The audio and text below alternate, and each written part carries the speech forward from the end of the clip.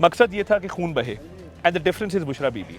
मैंने बंटे भी उठाए हैं, गुलेलें भी उठाई हैं, टीयर गैस फायर कर रहे हैं और एक्सपर्ट्स की तरह इनके साथ दहशतगर्द मौजूद थे, इनके साथ वारदातिये, डकैत, चोर। मैं आपके सवाल की नौयत समझ रहा हूँ। स्ट्रेट फायरिंग की ना कोई एविडेंस है और ना स्ट्रेट फायरिंग के हवाले से कोई फोर्सेस कोई अहकामात थे। अफगान बाशिंदे 37 हमने पकड़े। अगर लाशें थी कहाँ है? बेलारूस के प्रेसिडेंट यहाँ से 200 मीटर की दूरी पे थे। आपने गैर कानूनी काम किया, आपने यहाँ पे शहीद किया लोगों को। इस वक्त हमारे साथ वफाकी वज़ीर इत्तलात व नशरियात अताउल्लाह तारड़ साहब मौजूद हैं। इनसे हम मुल्क की जो अमन अमान की सूरत हाल रही और कल जो एक पाकिस्तान तहरीक इंसाफ के मुजाहिरीन यहाँ पर मौजूद थे और एक बहुत कशीदगी देखने में आई, तो वो सारी सूरत हाल और आइंदा की जो हिकमत अमली है उससे मुतालिक हम इनसे बात करेंगे।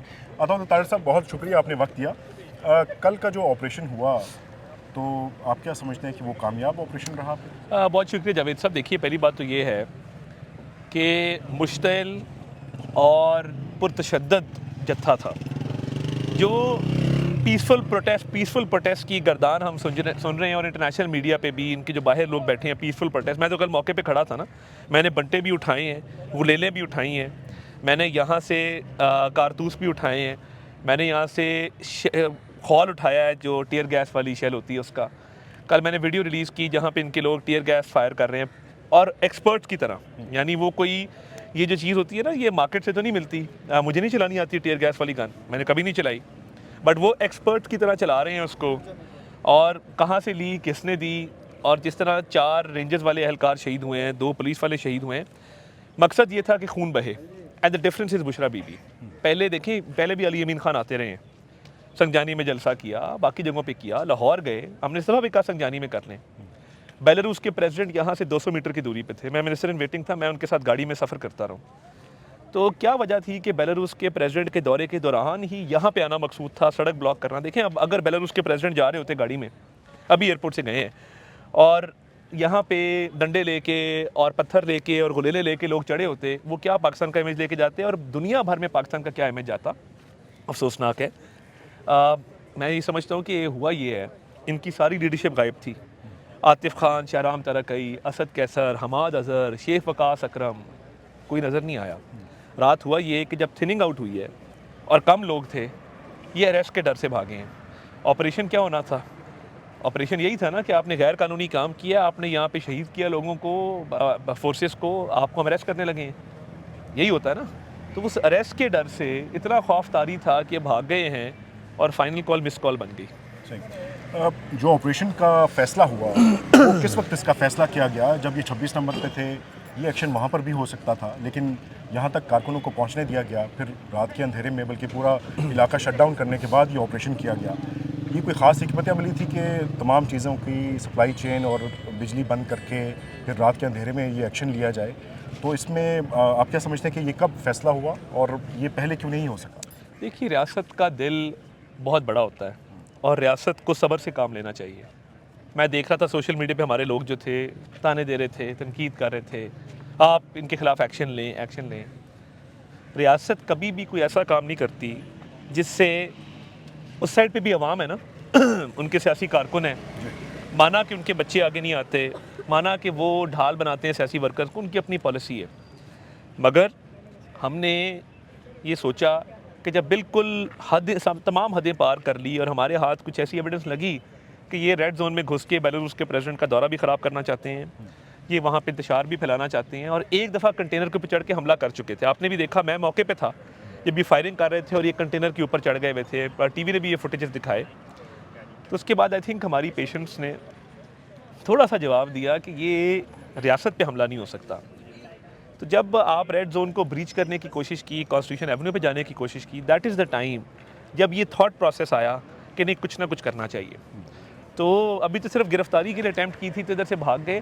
देखिए, फाइनल कॉल पहले भी अब भी, तो ये जब सियासी वर्कर फाइनल कॉल देता है ना, वो भागता नहीं। अभी अली अमीन खान की मैं सुन रहा था स्टेटमेंट कि धरना जारी है, ज़रूरी है धरने में लोग हों, तब ये खाली सड़कों पे तो धरना तो नहीं हो सकता। सो आई थिंक अब होश के नाखून लेने चाहिए। और मैं आपको एक पाकिस्तानी के तौर पे बात करूं, कुरम में जाएं, कुरम के ज़ख्मी लोगों को और गमज़दा लोगों को सीने से लगाएं, लॉ एंड ऑर्डर केपी का बेहतर करें, अपने सूबे की गवर्नेंस पे तवज्जो दें।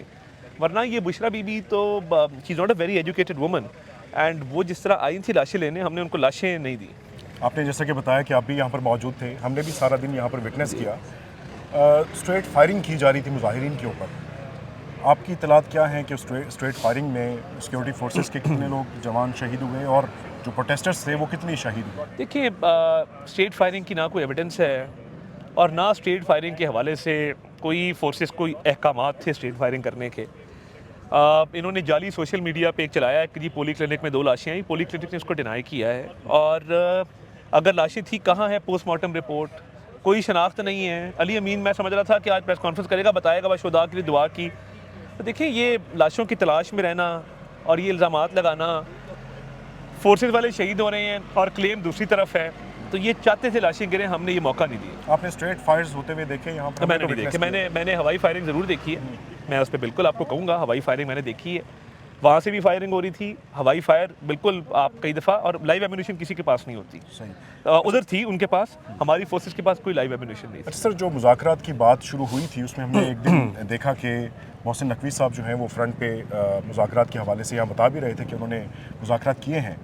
हुकूमत के दीगर वुज़रा जिसमें आप भी शामिल हैं वो इस तरह से फ्रंट पर नज़र नहीं आए। उमूमी तौर पर इस तरह के वजूहात जब सामने आती हैं तो उसमें जो हुकूमत के वुज़रा हैं वो फ्रंट फुट पे लीड करते हुए दिखाई देते हैं क्योंकि मुज़ाकरात का अमल चल रहा है। तो हुकूमत बज़ाते खुद तो पीछे थी, लेकिन मोहसिन नकवी साहब अकेले मुज़ाकरात कर रहे थे।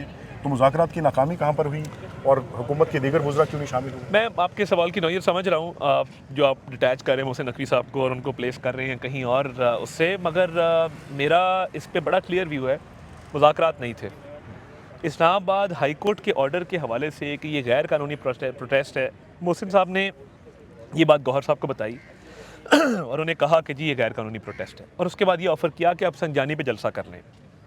Other than that there were no negotiation, सिर्फ पैगाम एक दिया कि जी ये है एंड दैट इज़ इट।